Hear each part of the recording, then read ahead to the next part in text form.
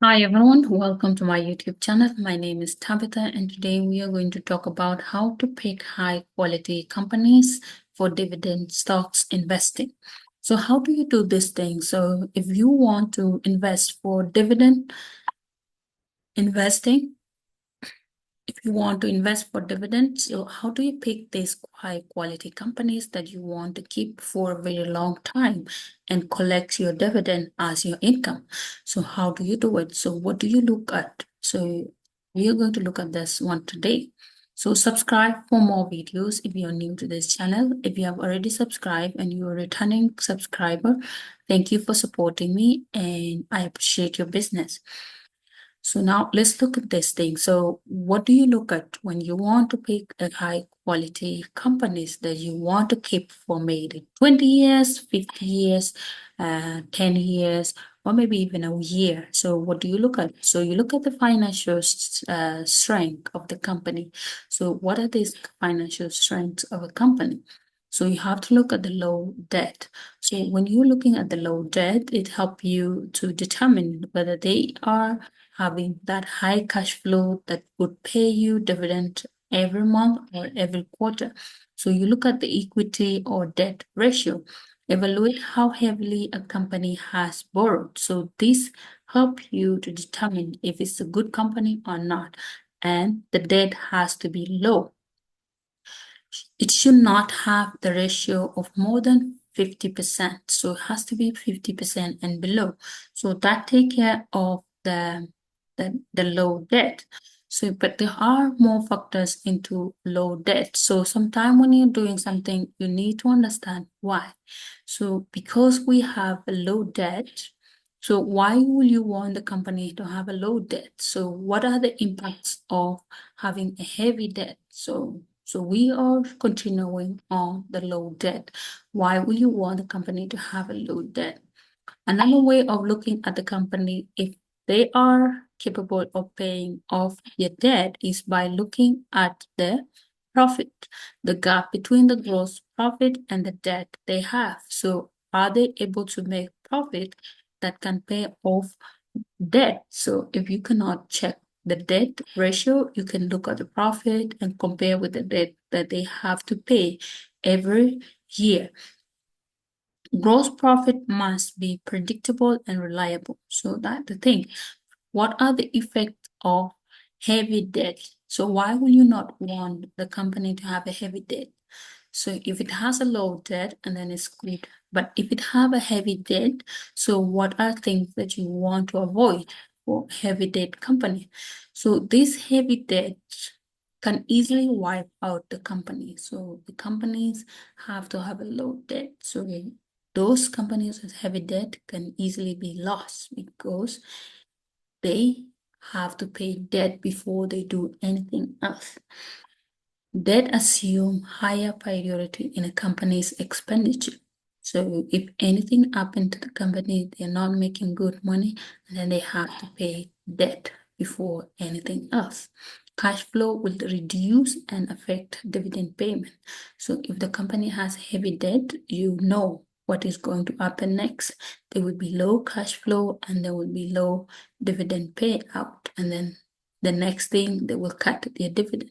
So here, companies that cut their dividend is maybe because of heavy debt, maybe because they are not making profit in the market. So that's what happens. So on heavy debt again, so there is more into heavy debt. So there are so many bad financial effects of having heavy debt, and you should not really pick a company that has heavy debt. So if a company has a heavy debt, that company does not qualify. So it's not good for you to keep your money in that company for a long time. I'm not a financial advisor, but based on my experience, you should not pick heavy debt companies. So other aspect of business growth will suffer if the company has heavy debt. Things like marketing, things like new product, research and development, things like company trying to invest in the capital market. If the company cannot reinvest in itself, that company has no cash flow and maybe they are drowning in debt. So it's not a good company to put your money in.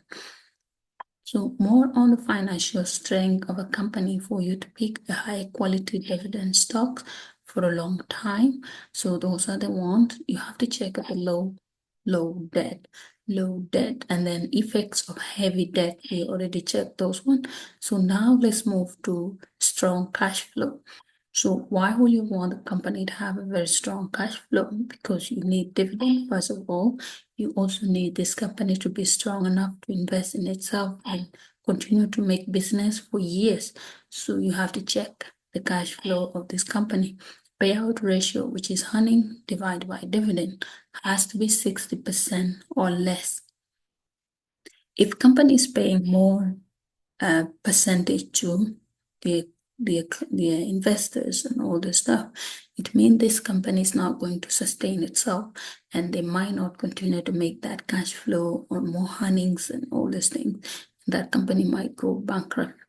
Some companies, they pay heavy dividend, like more dividend to the investors to attract them, all this thing. But at the end, they end up like going bankrupt because they are not reinvesting in themselves, so they can build the company and something that is stable for a long time.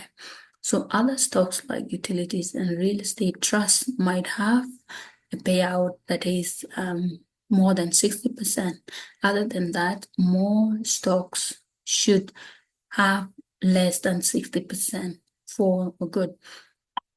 So now let's continue looking at the financial strengths of a company. We have to look at debt. Debt is very important. Now we are checking on cash flow. So, and more on cash flow. So why will you really want to look at the cash flow? So cash flow is important for the dividend payment. It's also important for the company to reinvest in themselves and continue to grow. All those stuff, they're very important. So that's why you have to check for the cash flow. The earnings. So if you are checking the earnings of the company, should be uptrend. Sometime on the uptrend, there is up and down, which is okay. But on your analysis of checking this company's earning over the last 20 years, over the last 10 years, they should have the uptrend chart, right? Annual earning growth should consist of 5% to 10%. So that's really good. Those are financial strengths of the company before you choose it. So did you get the lower rate of debt and then the cash flow? How are the earnings been for the last 20 years? How have they been performing? Right? What is the payout ratio? So those things you look at when you are doing the long-term investment, because you know you're going to keep your stocks overnight for so many, many, many nights. So you never know what will happen. So you have to be that confident in a company that they know what they're doing and they're going to stay for a while. So cash flow should be enough to fund dividend. It should be enough for the company to invest in itself. So this is the point that I've kept saying since I started the video. So those are the ones. So now let's look at more on financial strengths of the company. So we have already done 2 points, which is low debt and cash flow. Now check on the credit worthiness of the company. So how do they rate this company? How do they rate? So those people that rate the companies, what grade do they give this company? So, and on this side, so if you go on Yahoo Finance and all the stuff and type the company that you want to research on, there are so many information that come up for that company. So on side of that is like credit worthiness. So Standard and Poor ranking system, stock must have a minimum rate rating BBB plus. In the value line, stock ranks, the company that you're picking for the long-term investment should have a B plus or better. So that is really, really very important. So you have to check if the company is scoring very well, is great, is B plus or better, stuff like that. So the factors of the financial strengths, I've been looking at that. So low credit, cash flow. Now we are on the credit finance worthiness. So credit worthiness, as we have said, is the B plus or better. The earnings should be 1.5 times. So that is really, really good and very important for you to check. Now, let's look at management quality. So we are finished on the financial section.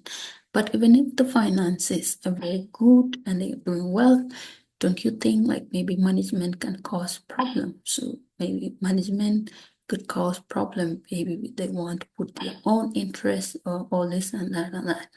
So when buying into the stock, you are buying into the integrity, the ability, the vision, the honesty, all those good stuff. So you know this company is very reputable company and they do business. This is what they sell. This is the product that they have. This is the service that they have. All this and that and that. So if that pass and then you now do, what do they do to keep their things moving? So there are some points that we are going to look at now on management quality. So as you look at management quality, we have already talked about the integrity. So the honesty, the ability, the vision, all those things that goes into that. So sound like a repetition, but that's the thing. So this part is very important. It has to be like something they are doing very, very good and very transparent company that are open and they are known for their product and services. Nothing scammy, nothing is like dishonest with them. So how you can look at this information? Read the news about the company. Are people giving good review about this company and this and that and that? So the next thing will be performance. So the performance of the company is always in the hands of the people who runs it, right? So what do they? They make decision that can really make the company go forward or dies. So the performance of the company is really very important. So how did the company perform during the difficult time? So go back and check when there was a recession, did this company perform well? Did their stock price drop? And how did they recover? What did they do that make them come back strong? So look at those ones. Look back at the period of recession. Look back at the when there was a recession. Did the earnings hold? Did the price recover? How long did it take for the price to recover if the price went down? Because some of these quality companies, they can fluctuate in price. They can even drop 50%, 70%, but they still come back. They still really recover. They recover until they come back to the height price because they are built to sustain the long-term growth. Oil price, when the oil price went up, so did your company survive? Or how did they recover from that? If the company was financial, how was the company affected by rising price during recession, rising interest during the recession? So you have to look at those things. So money management quality. So those are the ones that we have to look at: the integrity, the performance, and now we're looking at the acquisition. Have this company acquired something for the last few years? So this is like investing in other assets or maybe investing in other companies. So they absorb and integrate acquisition. So like big banks here in Canada, if they don't win competition, they acquire and own the small banks. So that reduce competition, which mean the company will be growing. So acquisition is also a very good point when it comes to management quality. So what are some of the good decisions that they are making that make them continue to grow? Brand extension. So brand extension is also good. So maybe open new business, new location, all this time sign that the company is growing. So those are the another point about management quality. Another point about management quality is that what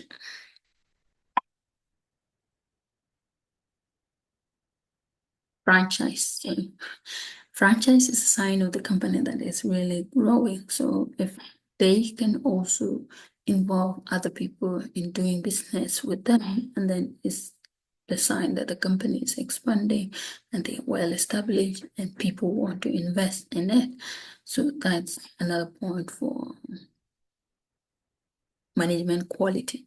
So management quality, all those stuff. So if you, I think by this time now you are seeing yourself like doing long-term dividend investing because you know now what to look at and making your own judgment instead of just like trying to follow everybody else and you don't know why you're doing what. So it's really good sometimes to really have the information, have the data to back you up, back your decision up. So why am I really going to invest in BMO for my dividend stocks? So it should be backed up by maybe I've checked checks on the financial strength of the company. I've also looked at their quality of management. So those are the things that you need to look at. So avoid new companies for quality business. So do not pick companies that are new because those companies are not well established to even sustain paying you dividend. So a company that can deliver long-term, consistent, moderate growth is a very good company for you to invest in dividend. So if you are investing, look at the long term this company because you're going to stay in it for a long time. Long-term dividend here, long-term growth here. So those things are very important.